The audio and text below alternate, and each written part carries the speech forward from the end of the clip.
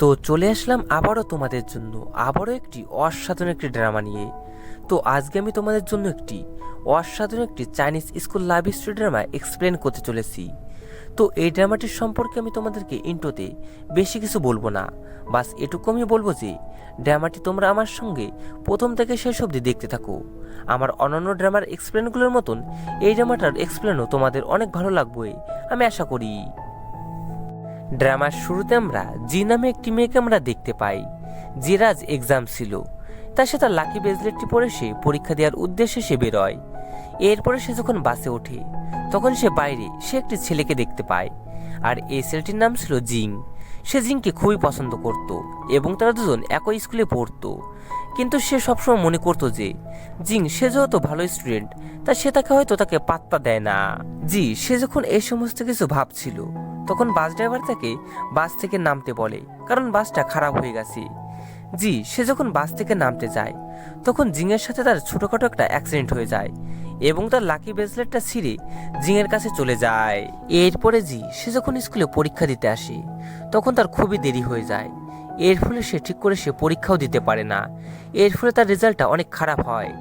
এর কারণে তাকে ক্লাস এ রুম থেকে শিফট করে ক্লাস কে রুমে দেওয়া হয়। আর এই ক্লাস কে রুমটা ছিল স্কুলের সবচাইতে খারাপ স্টুডেন্টদের, মানে এখানকার স্টুডেন্টরা পড়াশোনায় একদমই খারাপ ছিল। আর এখানে সে এসে তার খুবই খারাপ লাগে। এর কিছুক্ষণ পরে ক্লাসে শিক্ষক আসে এবং কে সবার সঙ্গে পরিচয় করিয়ে দেয় এবং কে ক্লাস মনিটর হতে বলে। তখন সে তাকে বলে যে সে ক্লাস মনিটর হতে পারবে না, কারণ সে দ্রুত রি এক্সাম দিয়ে সে পুনরায় আবার ক্লাস এতে সে চলে যাবে। তখন শিক্ষক তাকে বলে, তাহলে তুমি দ্রুত রি এক্সাম দিয়ে ক্লাস এতে আবার ফিরে যাও। তখন তাকে বলে তার লাকি ব্রেসলেটটা সে হারিয়ে ফেলেছে, আর এই লাকি ব্রেসলেটটি ছাড়া সে যদি পরীক্ষা দেয় তাহলে সে নির্ঘাত সে ফেল করবে। তাই সে যখন তার লাকি ব্রেসলেটটা সে খুঁজে পাবে তখন সে এক্সাম দেবে। আর এটা শুনে শিক্ষক সহ ক্লাসের সবাই অনেক জোরে জোরে হাসতে থাকে। এরপরে আমরা জিংকে দেখতে পাই। সে হেড স্যারের সঙ্গে সে কথাবার্তা বলছিল যে সে ক্লাস এ থেকে ট্রান্সফার হয়ে ক্লাস কেতে সে যেতে চায়। তখন হেড স্যার তাকে বোঝাচ্ছিল যে ক্লাস কি খুবই খারাপ একটা ক্লাস এবং সেখানে সবচেয়ে খারাপ স্টুডেন্টরা থাকে। কিন্তু জিং সে হেড স্যারের কথা সে শোনে না এবং সে ক্লাস কেতে সে ট্রান্সফার হয়ে সে চলে আসে। আর তখন ক্লাসের সবাই অনেক অবাক হয়ে যায়, কারণ জিং সে ছিল স্কুলের অনেক ভালো একটা স্টুডেন্ট। এরপরে সে জিয়ের পিছনে গিয়ে সে বসে। এরপরে ক্লাস শেষে জিংয়ের কাছে একটি ছেলে আসে এবং তাকে বলে যে সে কেন ক্লাস এ থেকে ক্লাস কেতে এসেছে। তখন সে তাকে বলে যে তাদের যেদিন এক্সাম ছিল সেদিন তার সঙ্গে জির অনেক খারাপ একটা অ্যাক্সিডেন্ট হয়ে যায়। এর ফলে সে অনেক গুরুতরভাবে আহত হয়ে পড়ে, আর এর ফলে তার স্কুলে আসতে দেরি হয়ে যায় এবং সে ঠিক করে এক্সামও সে দিতে পারে না। আর এর ফলে তার এক্সামের রেজাল্টটা অনেক খারাপ হয়ে যায়।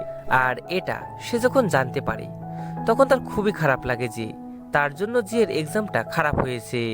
আর তার এক্সামটা খারাপ হয় তার বন্ধুরা তার সাথে কথা বলতো না, আর এটা সে জানতে পেরে তার আরো খারাপ লাগে।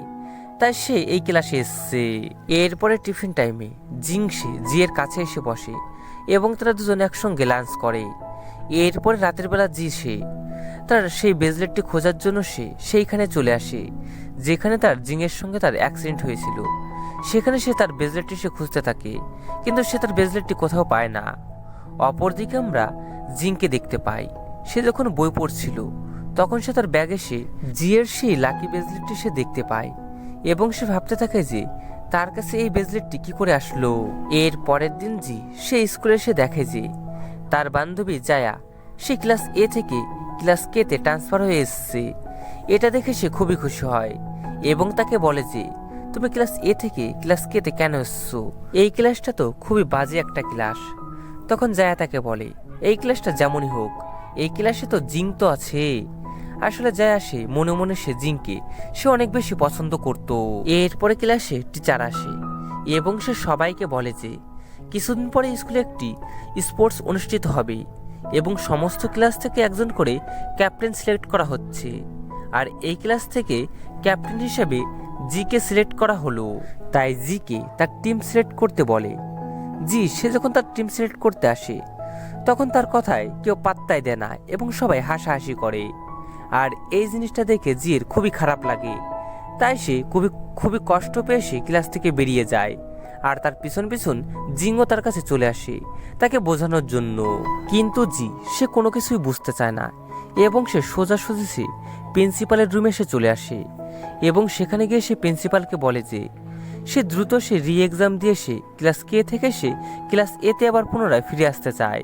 তাই সে প্রিন্সিপালের কাছ থেকে সে একটি রি এক্সামের ফর্ম চায়। তখন প্রিন্সিপাল তাকে বলে যে তার কাছে কোনো ফর্ম নেই। এটা শুনে জি সে মন খারাপ করে সে চলে আসে। কিন্তু এরপরের দিন সে ম্যাথ টিচারের কাছ থেকে সে জানতে পারে যে প্রিন্সিপালের কাছে এক্সট্রা ফর্ম আছে। এটা শুনে সে প্রিন্সিপালের সাথে সে দেখা করে এবং সে সবার সামনে সে প্রিন্সিপালের কাছ থেকে সে এক্সট্রা ফর্ম চায়। তখন প্রিন্সিপাল তাকে বলে যে তার কাছে কোনো ফর্ম নেই। তখন সে জোরে জোরে চিৎকার করে সে বলে যে আমি জানি যে আপনার কাছে এক্সট্রা ফর্ম আছে এবং সেটা আপনি লুকিয়ে রেখেছেন। এটা শুনে প্রিন্সিপাল সে খুবই রেগে যায় এবং সে সেখান থেকে চলে আসে এবং সে এ বিষয়ে সে জেড টিচারকে সে কমপ্লেন করে। তখন জেড টিচার সে ক্লাসে সে সবাইকে বলে যে তোমরা যদি ক্লাস কে থেকে ক্লাস এতে যেতে চাও তাহলে তোমাদেরকে ভালো করে পড়াশোনা করতে হবে। এরপরে জিং সে জিকে নিয়ে সে টিচারের রুমে আসে এবং সেখানে জিং সে তার রি এক্সামের ফর্মটা সে জিকে দিয়ে দেয়। আসলে জিং যেহেতু ভালো স্টুডেন্ট ছিল এবং সে ট্রান্সফার হয়ে এসে ক্লাস কেতে এসেছিল, তাই তার কাছে একটা রি এক্সামের ফর্ম ছিল। তাই তার ফর্মটা সে জিকে সে দিয়ে দেয়। আর এই ব্যাপারটা টিচার সে প্রিন্সিপালকে যখন বলে তখন প্রিন্সিপাল সে জিংকে সে আরেকটি রি এক্সামের ফর্ম দেয়, কারণ জিং সে ছিল স্কুলের টপার। এরপরে আমরা দেখতে পারি যে জিং এবং জায়া তারা দুজন একসঙ্গে কথাবার্তা বলছিল। তখন জায়া সে তাকে বলে যে আমি জানি যে তুমি জিকে পছন্দ করো, কিন্তু তুমি কি তোমার মনের কথা জিকে বলেছো? তখন জিং সে তাকে বলে যে না, এখন অব্দি আমি বলিনি, কিন্তু আমি আমার রি এক্সামের ফর্মটা জিকে দিয়েছি। তারা দুজন যখন এই ব্যাপারে কথাবার্তা বলছিল তখনই সেখানে জি চলে আসে এবং জি সে দেখে যে জিং জায়ার সঙ্গে কথা বলছে এবং এই জিনিসটা দেখে তার খারাপ লাগে এবং সে সেখান থেকে চলে আসে এবং সে ভাবতে থাকে যে জিং হয়তো জায়াকে পছন্দ করে। এখানে আমরা বুঝতে পারি যে তারা দুজনা একে অপরকে পছন্দ করত, কিন্তু কেউ কাউকে বলতে পারছিল না। এরপরে দেখা যায় যে জিয়ের মা জিকে স্কুল থেকে নিতে আসে, কিন্তু তার মুড অফ দেখে তাকে জিজ্ঞাসা করে যে কি হয়েছে। তখন জি সে তাকে বলে যে তার স্কুলে তেমন কোনো বন্ধুই নেই, তার ক্লাসমেটরাও তার সঙ্গে ঠিক করে কথা বলে না। তখন তার মা তাকে বলে যে তাদের সাথে তুমি বন্ধুত্ব করো, তাদের জন্য তুমি কিছু চিপস নিয়ে যাও। এরপরের দিন জি সবার জন্য সে চিপস নিয়ে যায়। তখন সবাই তার সঙ্গে অনেক ভালোভাবে কথা বলে এবং সবাই তার চিপসও নেয়। তখন একটি মেয়ে যার নাম কিনা ছিল জ্যাং, সে সবাইকে বলে যে তোমরা যদি কেউ এই খাবার খেয়ে অসুস্থ না হতে চাও তাহলে এই খাবার খেও না, কারণ সে হয়তো এ খাবার কোথা থেকে সস্তা দামে নিয়ে এসছে এবং তোমাদের সবাইকে দিচ্ছে, আর এই খাবার খেলে হয়তো তোমরা সবাই অসুস্থ হতে পারো, এটাই সে চায়।